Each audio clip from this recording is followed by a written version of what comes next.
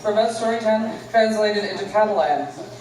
Jeff has degrees in biology, engineering, and an MFA in creative writing, so he can just fuck right off. He lives in Toronto with his wonderful wife, 2 sons, and a great giant hound. And you can check him out at geoffreywcole.com. I'm so excited he's back at the ChiSeries. Jeff Cole, everybody!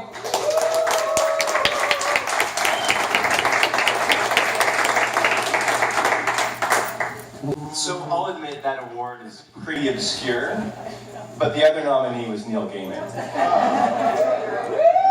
So I'm going to read a poem for you. I haven't done much of poetry, but somebody published this one. And then I'm going to read a short story for you. This is called Salix Onirla. After sleeping for 1,000 years, I find the forest has changed.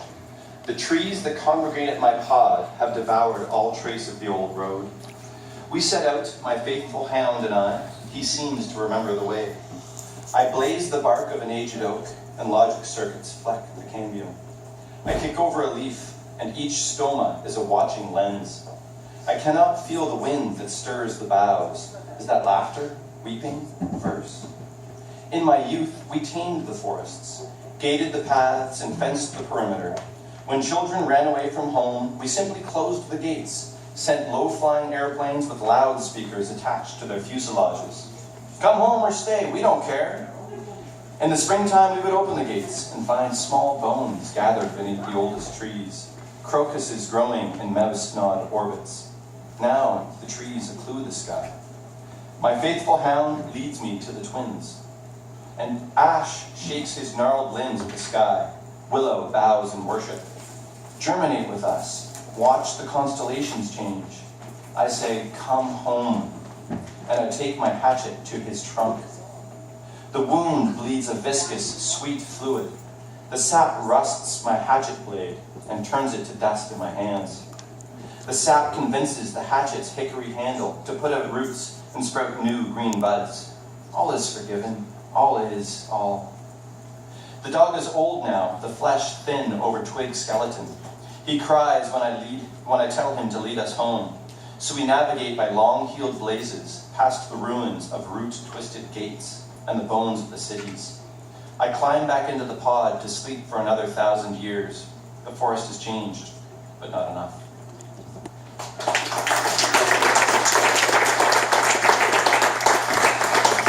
Thank you. Just before I go on, marijuana's legal. Hell yeah! I'm so excited. I'm so excited. I had a whole thing I was going to do about it, but it's stupid.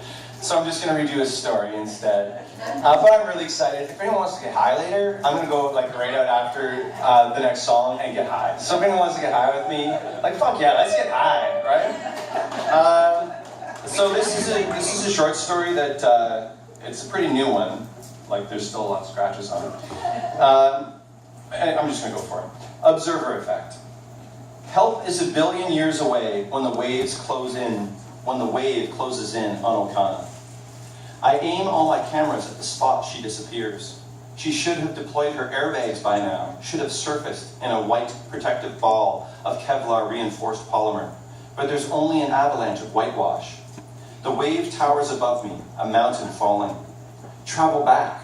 That's the plan if all else fails. I wait as long as I can until the mountain is collapsing on me, then I signal Ken. An intense cold, like I've been dumped in the Arctic and snatched out again so quickly that I don't get wet. Then I am bobbing on my surfboard in the pool at the studio. I strip out of the spacesuit. Is she here? Ken, the freckled postdoc the studio rented along with the time machine, points into the water below me. The locator nodes that Okana wore on her spacesuit, identical to the nodes Ken used to pull me back across the epochs, lie in the bottom of the pool. The waves ripped hers off. Send me back. I have to find my wife. Ken shakes his head. Takes a while to recalibrate the machine. She's out there all alone. I have to go now. What's the hurry? It's a time machine. I pack up everything into our little electric car, strap the board on the roof, and then I am back at our home in Hana. I don't remember the hour-and-a-half drive. I go inside and load the footage into my studio servers. As I'm going through what I captured 1 billion years ago, I bring up more recent history on another monitor. The video was almost 20 years old, filmed on a GoPro I stole from a tourist in Kihei. Okana is all gangly 11-year-old limbs and sun-browned skin floating on her too long surfboard. One day I'm going to surf the biggest wave in the world, she says. Droplets of water blur the lens so I can't see her expression. We should probably go in, I say from out of frame. We've been surfing for hours. Not yet. I'm not ready to go back. Back to her uncle, she means. No one should have to go back to something like him. She starts to paddle. Here comes another set. Get a decent shot this time. I stop the video. I've followed that command ever since. There are so many of these clips, thousands of hours of her life, but that's the first clip I can find where she mentions the big waves, the really big waves. On the main monitor, the biggest wave ever surfed is frozen mid-curl, 900 feet high, Okana a tiny white speck halfway up its face. Messages from our producers and sponsors fill my inbox, asking when I'll be ready to send them the footage of Okana on the Uber wave, but I ignore them all. I go through everything I collected, frame by frame. There has to be some sign of what went wrong. I queue up another clip on the side monitor. I pilot the jet ski that tows Okana into Pe'ahi. At 15, she's the youngest woman to attempt to surf Jaws. Reports put the wave at 40 feet, maybe 45. Her expression is pure concentration. Little furrow of her brow, mouth clenched tight. I capture the footage on GoPros strapped to the nose of her board and her wrist, and a drone flying 20 feet above her streams footage to the console on my jet ski. I keep the focus on her athleticism, her arms as she paddles into a wave, wide-angle shots to show her mastery of the board, dried salt on the muscles of her shoulders. She releases the tow line and drops in. I remember my heart hammering as she wavered on her board. I scroll through the footage of her coming out of the barrel, and I stop when I see her face as I swing around to pick her up. Ecstasy and awe and pride all wrapped up in one huge smile as she crawls up onto my machine. I deleted the footage the drone captured of what happened next. At the time, I wanted our first kiss to live only in memory. Now I wish I could see it again. It's after 9 p.m. when I call Ken. He says the machine will be ready for another drop tomorrow morning. She is back there 1 billion years ago, lost in the primordial ocean. The Earth back then is a rocky orb without breathable atmosphere, with only microscopic life. A thin skein of soupy ocean sloshing across its skin. Meteors strike it when. When she came up with the idea last year, it sounded so romantic. We'll be the only two people on the planet. It's too dangerous, it said. No one has surfed anything close to that size, and we'll have to do it in spacesuits. We were lying in our separate beds, both of us propped up on elbows as we stared at each other. We can do it. You know we can. A meteor strike causes the wave. Surfing it is insane. She stepped out of her bed and slid under the sheet in mine. When have we let insanity stop us? I run the Uber wave footage in reverse. From the mountain of foaming spume, Okana emerges on her board, going backwards. She rides up the colossal face of the wave. She tames it the higher she climbs. She coaxes it back into the primordial ocean. The fire burning the atmosphere rolls back from the horizon over Okana's head. She pushes the wave back to the point of impact. The ocean heeds her command. Waves from all directions converge on the point where the meteor struck. She's a goddess healing the earth. For now, the ocean spits out the flaming meteor, throws it back into the sky, out into the dark void. The infant earth is whole again. At the end, it's just the two of us sitting on the wine-dark Protosea, the sky full of alien constellations. I pause the video there and go looking through the old files. Hard drives full of her. It takes an hour for me to find what I'm looking for. 3 years ago, Okana in silhouette against a half-set sun. Out here is the only place I really feel alive. Everything else is interstitial, like I'm waiting for the next wave.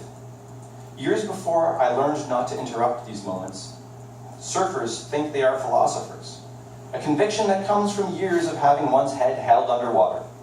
But my wife is a true thinker, yet I am silent out of more than just professional courtesy. Our life is those moments between surfing sessions, the conversations about having a child, the home we've built together, the plans for the next big wave. I am the interstitial. The first time we used the time machine, we went back to Lituya Bay, Alaska, 1958.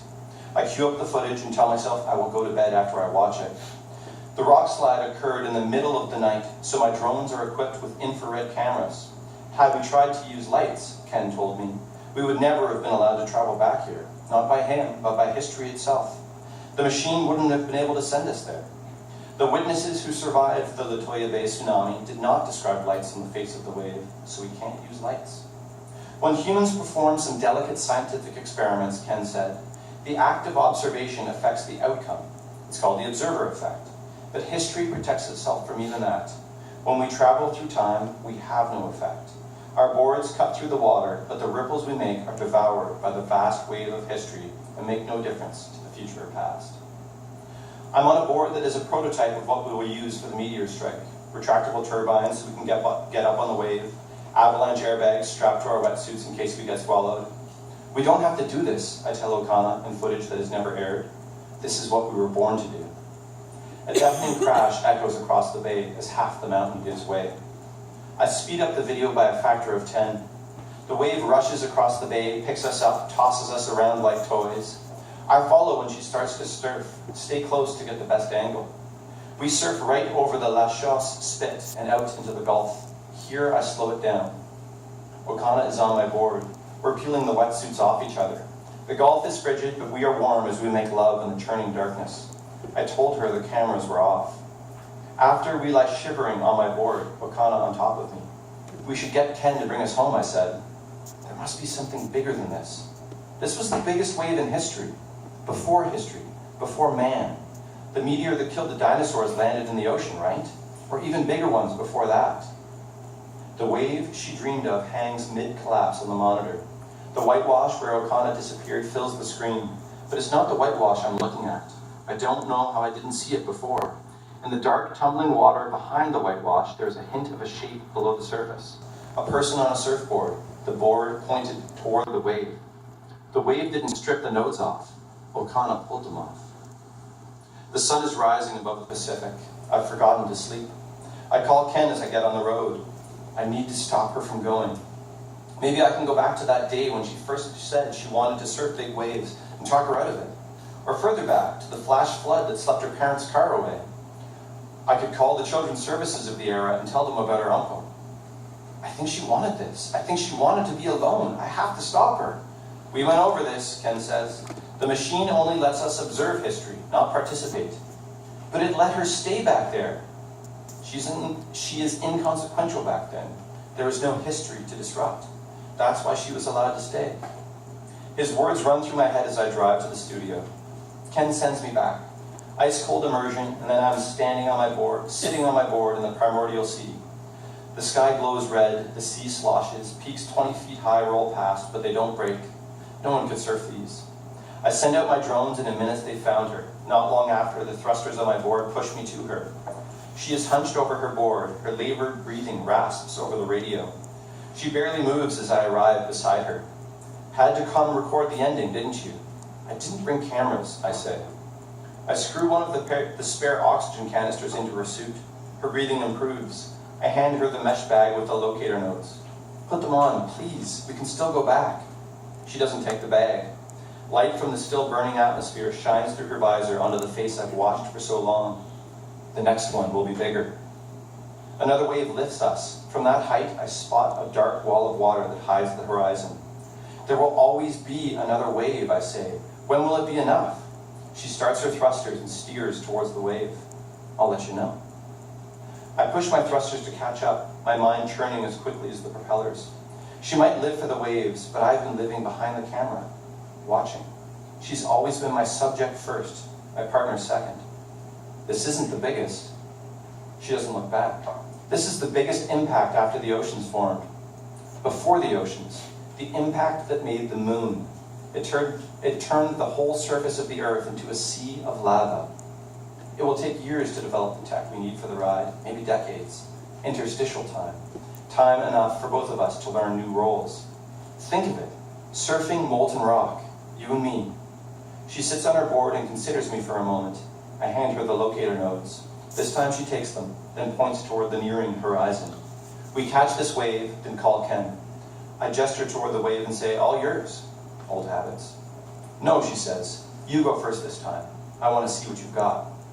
I turn my board toward the wave and paddle beneath the incandescent sky.